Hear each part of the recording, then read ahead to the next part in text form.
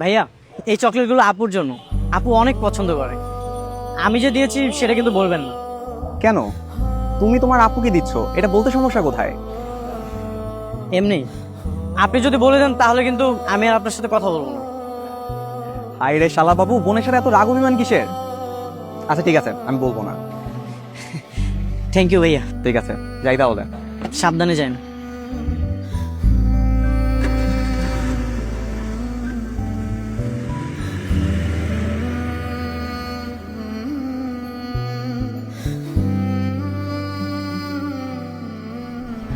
ইরা, তোমার কি জ্বর কমেছে? হ্যাঁ।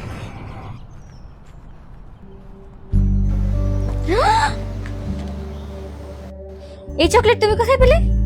ইমনের সাথে দেখা হয়েছিল তোমার? ইমন? ইমনের সঙ্গে কেন আমার দেখা হবে? তাহলে তুমি কিভাবে জানলে যে এটা আমার পছন্দের চকলেট? তুমি আমার একমাত্র বউ, আর তোমার পছন্দের খোঁজখবর আমি রাখবো না, সেটা কি হতে পারে? তুমি আমাকে মিথ্যা বলছো। আরে, তোমার যদি আমাকে বিশ্বাস না হয় তুমি ইমনকে ফোন দিয়ে জিজ্ঞাসা করো।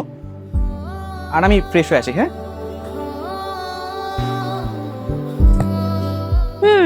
এটা তোরই কাজ, আমি জানি।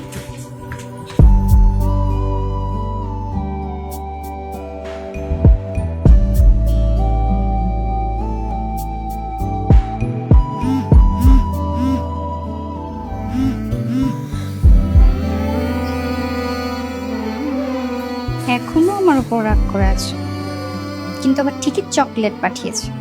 লেজ কাটা শয়তান।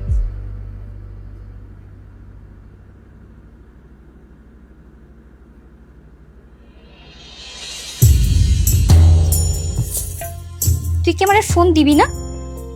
না, ফোন দিব না। ও যদি আর একবার ফোন দেয় তাহলে রিসিভ করবো।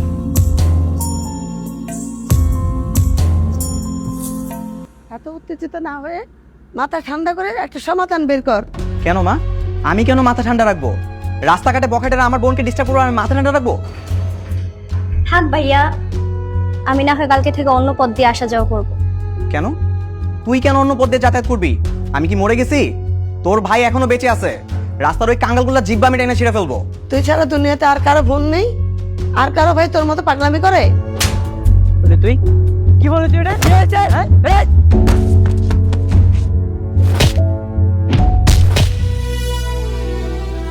মা, কার ভাই কি করলো সেটা তো আমার দেখা দরকার নাই। আমার বোনের জন্য কি করতেছি সেটা আমার কাছে ইম্পর্টেন্ট। আচ্ছা, কালকে থেকে তুমি আমাকে পৌঁছে দিও। এখন আর এসব নিয়ে কথা বলো না। এই কথাটা যেন তোর মনে থাকে। কোনো বাহানা দিয়ে একা একা বাসা থেকে বেরোবি না। আর ওই বলার আমি রাস্তায় ফেলায় পিটাবো ইচ্ছা মতো।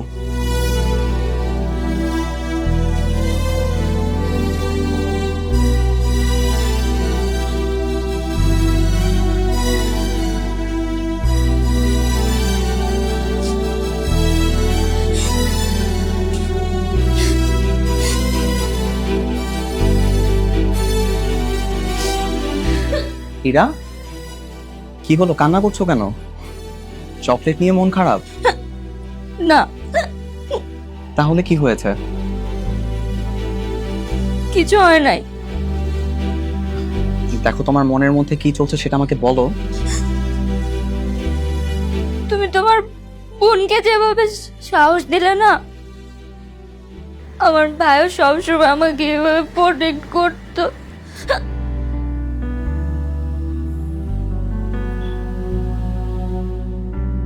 ভাই বোনের ভালোবাসা তো এমনই হয়।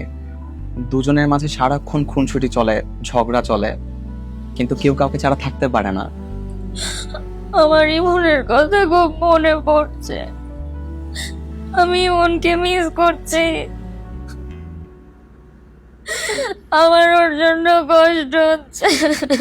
আচ্ছা শোনো, যদি সত্যি ওর জন্য খুব বেশি কষ্ট হয় তাহলে দেখবা ও খুব জলদি তোমার কাছে চলে আসবে। সত্যি? তুমি কিভাবে জানো? রাত যত গভীর হয় ভোর তত নিকটে আসে। এই যে কষ্ট বেড়েছে, দেখবা এই কষ্ট শেষ হয়ে সুখ আসবে।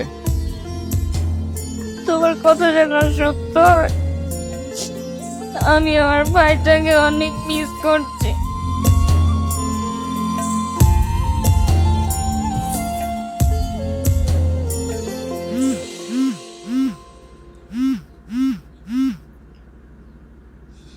হ্যালো, কে বলছেন? ইমন, আমি শিহাব, তোমার দোলা ভাই। ও ভাইয়া, কেমন আছেন? আমি তো ভালো আছি, কিন্তু তোমার বোনের শরীরটা না খুব একটা ভালো নেই। কি বলছেন ভাইয়া? আপুর কি হয়েছে? প্রচন্ড জ্বর এসেছে, মেডিসিন খাচ্ছে কিন্তু তারপর জ্বর কমছে না, পরক্ষণে বেড়ে যাচ্ছে। এদিকে আবার জ্বরের করে মাঝে মাঝে ইমন ইমন বলে ডাকছে। কি বলেন? আপুর জ্বর হলে তো এরকম অনেক সমস্যা হয়। আচ্ছা ঠিক আছে, আমি আমার আব্বুকে বলতেছি, তারা যেন তাড়াতাড়ি আপনাদের বাসাতে যায়। আচ্ছা ঠিক আছে। ঠিক আছে। মা, মা, কিছু বলবি? মা দুলাভাই ফোন দিয়েছিল, আপুর নাকি জ্বর। হ্যাঁ, জ্বর, আমার সাথে কথা হয়েছে। তোমরা এখনো বাসাতে কেন? এখনো যাওনি? আমাদের যখন সময় হবে তখন আমরা যাব, আগে তোর বাবা আসুক। আর সামান্য জ্বর, দেখতে যেতে হবে কেন? আশ্চর্য, আপুর একটু জ্বর হলে তো অনেক কষ্ট পায়, তাই বলে তোমরা এইভাবে অবহেলা করবা? তুই যে তোর আপুর সাথে কথা বলিস না, সেজন্যও তো অনেক কষ্ট পায়। তুই কথা বলিস না কেন? শোন, আমরা তো যাবই, তার আগে তুই একবার দেখে আয় না, তাহলেই তো হয়। আমি যাবো না। তা যাবি কেন? তোর যখন জ্বর হয় তোর আপু কতটা ছটফট করে, একটু মনে করে দেখ তো। সারা রাত তো তোর পাশেই বসে থাকে।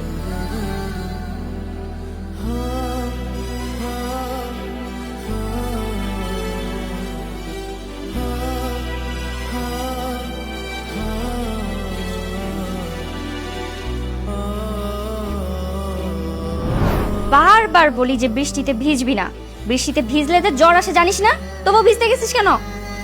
এই কেউ তো বকর বকর করিস না তো, ভালো মতো মাথায় পানি দে। এই এত মোড়ামুড়ি করিস কেন? চুপচাপ শুয়ে থাকতে পারিস না? দেখতেছিস না মাথায় পানি দিচ্ছি? তোর মাথায় পানি দিতে হবে না, তুই এখান থেকে যা, আমার আমার চোখের সামনে থেকে যা। ভালো বুঝে সেবা করতে আসছে আর উনি তেজ দেখাচ্ছে উল্টা আমাকে, বেয়াদব কোথাকার। এক মাকে কিন্তু শীত যায় না, তোর যখন জ্বর হবে না তখন আমি তোকে দেখে নিব। দেখে নিস, তুই তো দেখবি না, আমি তো তাও দেখতেছি। তোকে দেখবোই না, তোর যখন জ্বর হবে তোর দিকে আমি ফিরেও তাকাবো না। তা তো আমি খুব ভালো করেই জানি তুমি তাকাবো না, ভাইরা কোনোদিন তাকায়ও না। ওই বোনদের মায়া দয়া আছে বলে এখানে বসে এখনো সেবা করতেছি তোর মতো বেয়াদবকে। একটা কাজ করিস, মরে গেলে যে মাটি দিয়ে রেখে আসিস, ওইটাই ভালো পারবি।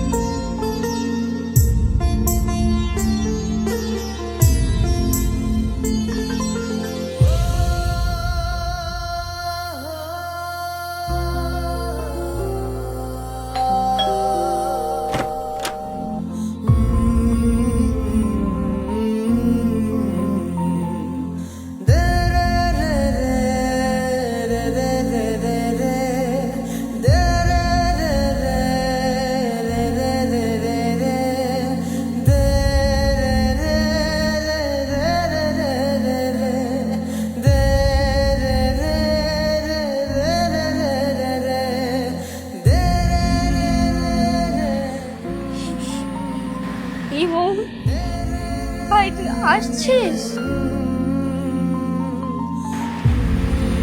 হ্যাঁ আপু, শুনলাম তোর নাকি জ্বর হয়েছে, এই জন্যই তোকে আমি দেখতে এসেছি। ভাববি তোকে আমি অনেক মিস করি রে আপু। আমি তোকে মিস করি আপু।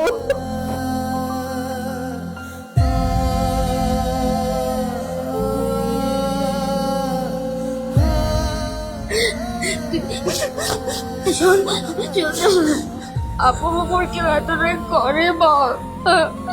তুই আমার উপর এত রাগ কেমনে করেছিস? তুই জানিস আমি তোর জন্য প্রতিদিন কান্না করছি। আপু তুই আমাকে মাফ করে দে, আমি আর কখনো তোর সাথে অভিমান করবো না, কখনো অভিমান করবো না। ঠিক আছে ভাই।